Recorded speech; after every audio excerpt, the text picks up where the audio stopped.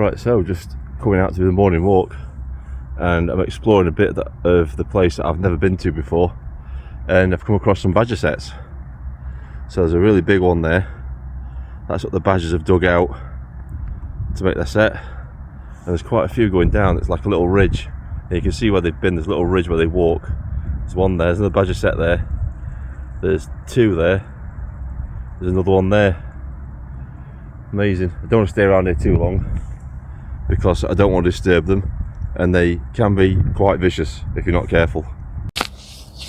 Morning everybody, how you all doing? It's a very bleak, wet, soggy day here in the Peak District, which is nothing new at this time of year really. This is average, this is how it should be really. Right, so let's talk about the Reform Party and Nigel Farage, because I feel vindicated in my position that I held last year. I got a lot of flack last year when I came out and said that Nigel Farage wasn't the man to lead the charge to get our country back. Got lots of flack for that. And a lot of the people that were having a go at me have now U-turned and decided the same thing. And that's a good thing. I'm not gonna like go to people, I told you so, or anything like that. I'm just glad people have come round to the fact, and not just a few, lots. Lots. I think there's been a very big political shift in this country over the last couple of days regarding the Reform Party. I think people have finally had those rose-tinted glasses that they had on when looking at the Reform Party ripped away from their face by things that Nigel Farage has done and said lately. I think that whole press conference the other day, when Nigel Farage basically admitted that he instigated a smear campaign against Rupert Lowe to quickly get him out of the party. So just to list the things that he did, he launched a HR campaign investigation against Rupert Lowe, stating that he'd harassed his members of staff. When that failed, he then instigated a criminal investigation against him by getting the police involved regarding allegedly threats made towards Zai Yusuf. And the strange thing about that is that apparently, according to the investigation, the threats of violence allegedly made towards Zai Yusuf were made 3 months prior to the actual incident being reported, which didn't give really much weight to these allegations being true, in my opinion. And eventually all charges were dropped, but not before Rupert Lowe faced the indignity of having, I think it was 10 armed police officers turn up at his farm and confiscate all of his shotguns. So Rupert Lowe's been run through the ringer by Nigel Farage with his dirty tactics that he's deployed. And now we come up to present day, where Rupert Lowe, he started off the Restore Britain. It was a think tank sort of thing to develop policy. And I think he's been on a journey, Rupert Lowe. I think at first he thought that one man could make a difference within the establishment and change it from within and make it better. But I think over the course of the last 2 years of being MP, I think he's seen how corrupt the system actually is, and he's realised that you can't fix the broken system using the broken system, which is something I've been saying for a very long time. And so he's set up the new party, Restore Britain, to he's not going in there to restore the system.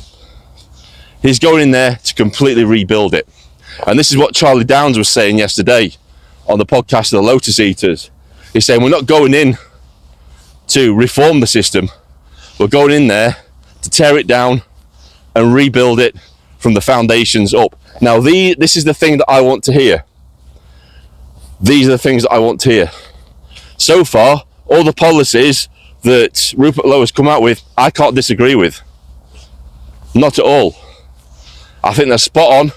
and I think they're what this country needs. There are a few more things that I need to hear, and maybe I've missed them. So if you've heard him say this, or others say this, that are representatives of Restore Britain, let me know in the comments. So what I want to hear is that he's going to codify and ratify the English Constitution, that he's going to enshrine the Bill of Rights, the English Bill of Rights, into law, and make the Constitution the supreme law from which all other laws in this country are derived from. That's what I want to see. I want to see free speech, free expression, enshrined in law and protected, and checks and balances put in place, so the next government that comes along that particularly doesn't like free speech or free expression can't necessarily remove those things. There would have to be a referendum down to the people in order to change any constitutional elements. That's what needs to happen. I'm waiting for that to happen, and I hope he does. There's 3 years. I mean, obviously he's just sorting policy out, and maybe eventually that will come. Another thing that I want to see him saying, and I know he has said this, he said he is going to go after people that were involved in the grooming gangs, and the people that allowed it to happen, that instigated it, that perpetuated it, that turned a blind eye. He's going after those people, and he is going to prosecute them. That's something else that I wanted to hear. The other thing that I want to hear is total reform of the police and the judiciary. Now, I don't know if he's mentioned this. I may have missed it. If he has, let me know in the comments below. Total reformation of the police and the judiciary. And not only that, I don't want it to stop there. I want him to actively go after and prosecute the people, the chief constables, the police and crime commissioners, everybody that's been involved in suppressing free speech. Everybody involved in implementing a two-tier policing and judiciary system in this country. I want those people prosecuted. I want the full force of the law brought against them. They should stand trial for what they've done to the people of this country. I want a Nuremberg-style investigation into these people. And it is not only to punish them, but to send a clear and very, very strong message to anybody else that if you do this sort of thing, you will be brought to justice and you will face the people of this country, so that no other wannabe dictator or anybody else gets drunk on power ever again. Also, I want to see the elements within public order offences reformed, like causing alarm, distress and harassment. I want that completely struck out of law. We should only be dealing with actions, not feelings. So any law that involves feelings, that makes feelings criminal, or criminalizes people who make you feel a certain way, all that shit needs to be struck out of our legal system. Actions, it's what you actually physically do to people is what should be punished. If you physically attack somebody, then you should be held accountable. Of course, there are going to be exemptions in speech. You can't incite violence, but we need to clarify it. We need to narrow down these laws so they're no longer nebulous, so everybody in the country knows where free speech starts and where free speech ends, where you cross the line when you say certain things. So in America, they have a very, very well-defined distinction for inciting violence. So you would need to incite violence against a specific person or group. You would need to name a place where this violence should take place, and you would need to call for their harm. That's the distinction. So anybody making any nebulous claims on social media, and plus you have to take into effect the actual ability to be able to carry out the threat. Not just, oh, you said it on social media, so now you're guilty. I think what else should be taken into consideration is the amount of people that you can reach. So if you can only reach, I don't know, a few people, and you live hundreds of miles away, then I don't know about that. That's something we can debate in the comments. Maybe that's not a good idea.